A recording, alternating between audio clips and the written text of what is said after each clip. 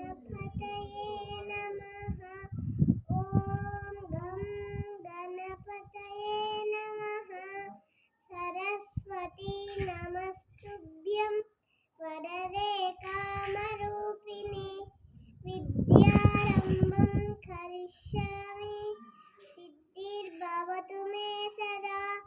पद्मभद्रा विशालाक्षी पद्मकेशरवर्धिनी विद्यां पद्मालयां देवी सामं पातुर्सरस्वती। ॐ श्री गुरुभ्यो नमः। हरिः ॐ श्री कृष्ण परब्रह्मणे नमः। श्रीमद्भगवद्गीता प्रथमोऽध्यायः।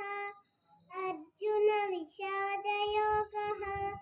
धृतराष्ट्र उवाच धर्मक्षेत्रे कुरुक्षेत्रे समवेदायुयुत्सवः। मामकाः पाण्डवाश्चैव इमे कुर्वत सञ्जय।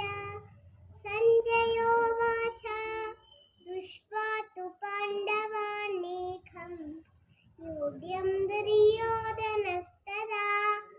आचार्योपगं राजानब्रवीत् पश्यैतां पाण्डुपुत्राणाम् आचार्यमहतीर्षमो। युध्यां द्रुपदपुत्रेण तव शिष्येन धीमता।